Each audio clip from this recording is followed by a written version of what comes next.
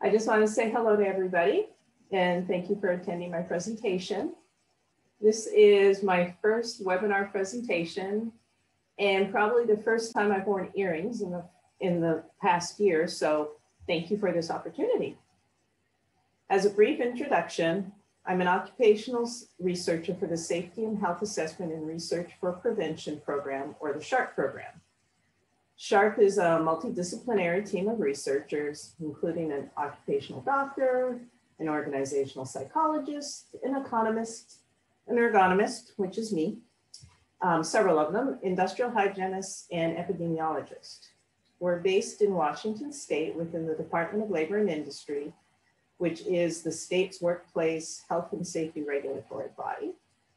And the research that we perform involves surveillance data, field research, quantitative qualitative studies, and interventions. Let's hope this works. Let's hope this works. There we go. Okay. So for close to 20 years now, I've been conducting research on injuries and illnesses among care providers in the healthcare industry. And for the past 5 years, I've been concentrating on the home healthcare industry. This is because there's a shift that's occurring in the US and probably other places where the locus of care is moving from facility care, such as hospitals and nursing homes, to private residences. There are many reasons for this shift. One is that health outcomes improve when patients are cared for in their own homes. Another reason is that the cost of care is cheaper in the home environment than it is in a care facility. Unfortunately, like other sectors of healthcare, the focus is primarily on patient safety and health. Administering care in the home environment presents several challenges and risks to the health and safety of care providers that aren't really present in facility settings. To begin with, the home is not designed to provide complex care. However, hospitals and rehabilitation facilities are releasing patients to home care more often and sooner, resulting in higher acuity patients being cared for in the home setting. The rules and regulations for the design of the space of healthcare facilities that make care safer and easier for those caregivers in a facility do not apply to a person's home. There is no standard organization of a home setting. Because paid caregivers may work in a number of different homes, each home provides a different work environment. And also, because the work setting is someone's home, care providers have little to no control over their surroundings. And finally, care providers often work alone with little to no access to the same equipment available in facilities. The scope of home-based healthcare has become very expansive, involving services of licensed professionals such as therapists and nurses, and support providers who assist patients in activities of daily living. These support providers have different titles, among them home care aides, home health care aides, personal care providers, and personal support providers. Different names for different areas, different countries, different provinces, different states.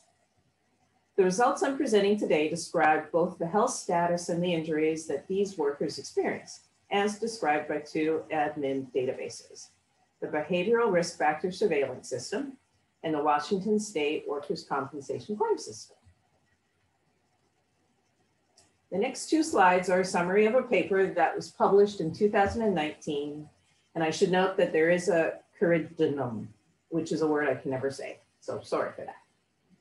For those of you who are not familiar with BRFSS, it's an annual health-related telephone survey conducted in 50 states, the District of Columbia, and 3 US territories, and it's administered by the CDC.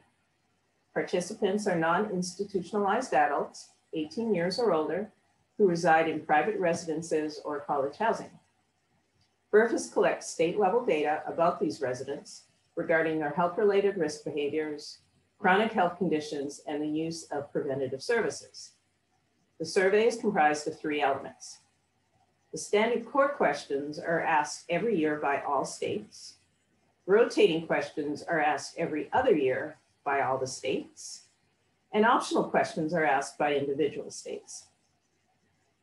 For this paper, we looked at Washington state data from 2011 to 2016 and identified 385 home-based healthcare providers. And I'll just note that as I talk, I'll either call them in-home-based or home-based care providers, but I mean the same thing. We identified these providers by using SOC codes and census industrial codes.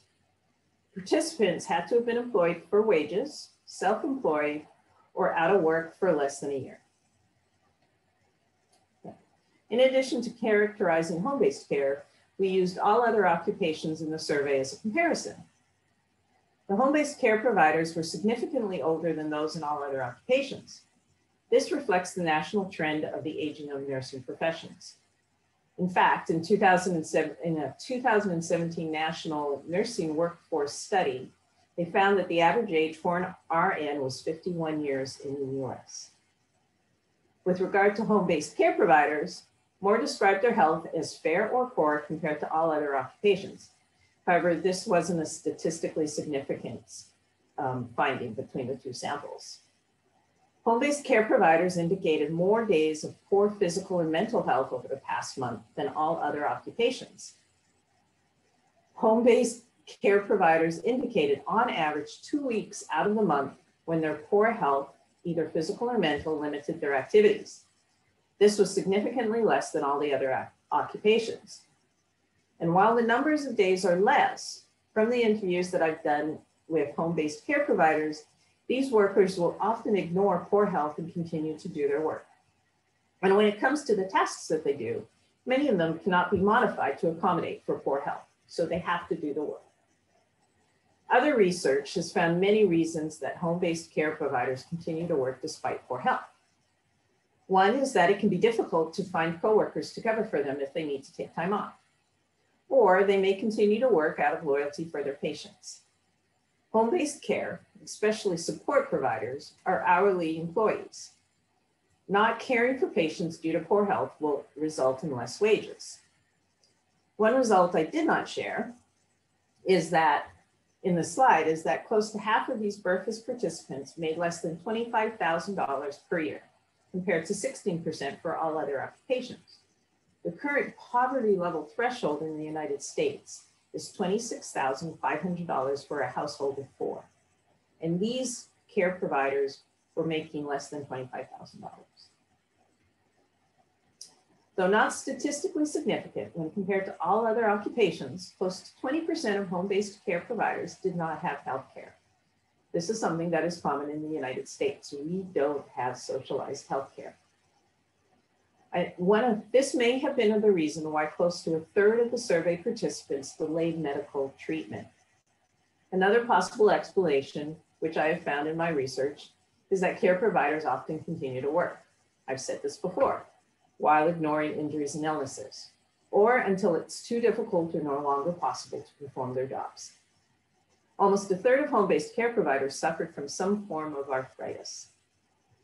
And supporting their indication of multiple days suffering from poor mental health, 32% indicated that they had been diagnosed by a doctor with a depressive order. Because the risks of falls increase with age, a question about falls was asked for those participants over the age of 45. Though not statistically different from all other occupations, 14% indicated a fall over the past year. What this didn't indicate is if the fall resulted in an injury. And finally, 8% of participants reported a work-related injury or illness in the past year. One difficulty in this question is that the participant has to associate their injury and illness to their work, which sometimes doesn't happen. Okay. Moving on to the next database. As I mentioned earlier, I used the Washington State Workers' Compensation data to analyze the injuries and illnesses suffered by home-based care providers. In Washington State, there is a monopolistic industrial insurance system, meaning that there is essentially only one industrial insurance system. Approximately 3/4 of the employers in the state are covered by the state insurance plan, which we also call the state fund. And the remaining employers are large enough entities that they self-insure. To identify the home-based care providers, I used the Washington State Risk Classification System, which groups industries and occupations into classes based on the type of work and the risk of insurance loss. I use this coding system over the traditional NAICS coding, since NAICS coding is often too broad and too general to identify just home-based care services. I analyze the data by claim type and by body region. There are two types of claims, two types of workers' compensation claims. First is medical aid only, which involves only medical treatment and no lost work days, and then compensable claims, which requires wage replacement for lost work days due to the injury or illness. The body regions were identified using the CDC Occupational Injury and Illness Classification System.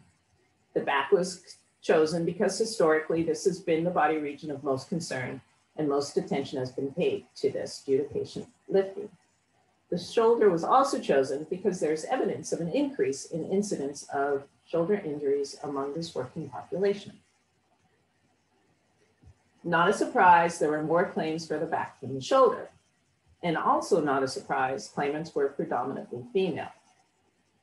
The mean age for all home-based care providers was 43.6 years. This is a bit younger than the mean age of the BRFSS participants I showed earlier, which had a mean age of 44.9 years. I'm about to cough. Excuse me. What is interesting is that claimants with shoulder injuries were significantly older than those with back claims. According to the Bureau of Labor and Statistics data from 2020, the median age for workers in home health care is 46.3 years. In this study, the median age for back claimants was 43 years, and for shoulder claimants, it was 45 years. Over a third of the claimants were over the age of 50, which is consistent with other surveys of home-based care providers. As the demand for home-based care has increased, the industry has found it difficult to find trained workers to meet this demand. This includes difficulties attracting younger workers into the profession. Some care providers actually move from a facility setting to the home to either reduce their workload or their stress level, so they believe. So they're moving into a home-based care setting at an older age. Finally, in describing the workers' compensation claimants, the majority of claimants were considered overweight or obese using the BMI. In comparison, only 9% of the participants from the BRFSS data analyzed were considered overweight or obese, and there can be several reasons for these differences. When I compared the type of claim between the back and the shoulder, you can see that the proportion of shoulder claims, both for medical aid only and compensable, were considerably less. Likewise, both the claim rate and the costs were much less for shoulder claims than back claims. It makes sense that back claims would incur more cost as there were more compensable claims for the back, and compensable claims are more costly because of the wage replacement. However, the average cost per claim was higher for the shoulder than the back. Although the average number of lost days between the body regions were not statistically different, the median number of lost work days for shoulders was much higher than for back. I do find it difficult to come up with some possible explanations for why shoulder injuries appear to be more severe when it comes to the cost per claims or the lost work days due to injuries. And I'm hoping that maybe somebody who's listening might have some more insight than I do. Okay, looking at the claims rates, we found that there was a difference between the shoulder and the back. Also on this chart is the number of full-time employees in this industry. I wanted to show you how the industry is growing in size. We calculate this metric by using the number of hours worked in these risk classes, reported by the employer, and then use 2,000 hours per year as a measurement of full-time employment. Workers' compensation claims for the back injuries in the healthcare industry in general has been historically higher than for the shoulder. You can see that the medical aid claims were more prevalent than the compensable claims for the back. The possible reasons for this I just described earlier. For the shoulder, the claims rates between medical only and compensable claims have been essentially the same over time, and the rates have remained fairly stable. This chart also shows that although the industry continues to grow based on the number of hours reported by employers, the injuries are going down. You could say by looking at this chart that the industry is doing a great job at preventing injuries. And there is an alternative, however. In Washington state over the last 10 years or so, as with other states' workers' compensation claims, there has been a slow decline in rates. There are many reasons, other than successful injury prevention, that have been brought forward to explain this decline, including the shift of healthcare from the industrial healthcare system, workers' compensation, to private healthcare systems. Excuse me. Taking a look at the events that cause these back and shoulder injuries, not surprisingly, the most common for both body regions was overexertion and repetitive motion. I'm really hoping that this is clear to you, this table. For back injuries, the most common cause was the next most common cause was the category of bending, reaching, twisting, tripping, and slipping, the heady category. While for the shoulders, the next most common cause was falls on the same level. Falls on the same level, as well as trips and falls, trips and slips, has been documented by other research as a common cause for injury for home-based care providers. Paid caregivers who care for different patients must travel to multiple homes. Therefore, car accidents are a hazard for home-based care providers. However, you can see that transportation accidents are the injury event for almost double the claims for the back and the shoulder. Though I don't show it here, sorry, I looked at the type of claim, compensable and medical only, by injury type, and found that compensable claims accounted for approximately 1/3 of all the claims across most event types. Overexertion injuries had the highest proportion of compensable claims at 46%. And while struck by and caught in injuries had the highest proportion of medical only claims at 64%. When you do a deeper dive into the causes of the injuries, you can see that there are similarities and differences between the back and the shoulder. Overexertion of various types dominate the causes of back injuries and shoulder injuries, not surprising. With that said, for shoulder injuries, assaults is also a top cause. It's not possible to identify why shoulders are often injured from violence and not the back without looking at the detailed description provided by the claimant. One explanation I did think of was that for shoulder injuries, the care provider might either try and block a strike or might try and restrain a patient. From the previous slide, you might have noticed that the category of overexertion includes several different types.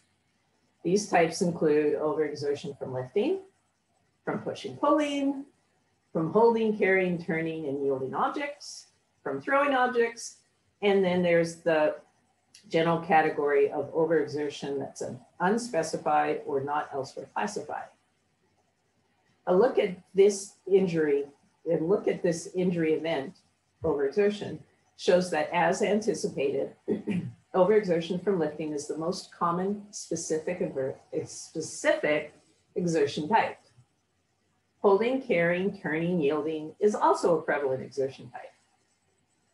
Again, a closer look at the claims description would be needed to decide what care tasks are included in this type. For example, without looking at the injury description, it's not known if turning actually involves turning patients. And hopefully carrying doesn't actually involve physically carrying the patients.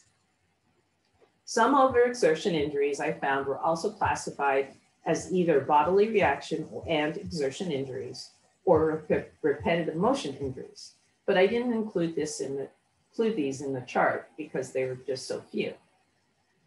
Unfortunately, this slide also shows you a challenge with using workers' compensation claims data, in that the data may be incomplete or the coding may not be specific enough. So my final takeaways. I'd like to leave you with a couple of things to consider about this working population. Though back injuries have always been the focus and will probably continue to be the focus for some time, when it comes to injury prevention and equipment innovation, other body areas such as the shoulder should not be ignored. The shifting of risk from one body area to another should always be considered when new equipment is introduced. The demand for in-home care will continue to grow, but like the rest of the population, home-based care providers are aging at the same rate. And as the BRFSS data showed, suffer from many of the same conditions as the very patients they care for. And if they transition from a facility setting to the home setting, they're bringing with them their previous years of wear and tear. It's imperative to maintain good health among home-based care providers, as the tolls on these workers is exacerbated by the increased demand for services and trained providers leaving the profession. So how do we accommodate for these care providers who may have work-related impairments, as well as age-related impairments and functional limitations, especially in an environment where there is limited control over the things that can be done to protect their health and safety? Research continues developing intervention and best practices within this industry, but more is always needed. Because of the unique factors of providing healthcare in the home setting, there shouldn't be the assumption that technology developed for care facilities will work in the home setting. The last thing I want to leave you with is that the BRFSS data revealed a high percentage of participants with a depressive order. And the previous presentation, Eric's, falls nicely into this. I think a closer examination is needed to determine the possible links between symptoms and injuries and depression, as well as psychosocial factors such as job satisfaction or emotional labor and the links to depressive disorders. As you all know, the mental health of care providers is often overlooked, both by the caregivers themselves and as well as those who set policy and budget. As I said earlier, the focus and resources are often directed towards patients. So, are the supportive services available to home-based care providers, if any, adequate to address their needs right now? And given our pandemic, will they be adequate enough to help those after the pandemic? And unfortunately, and woefully so, I think the answer is no. So that's all I have. Thank you for listening. If you're interested in any of our other publications, and we have several or many, you can always look them up on our website, or you can sign up for our Sharp quarterly newsletter. My contact information is on this slide. And once again, I thank you.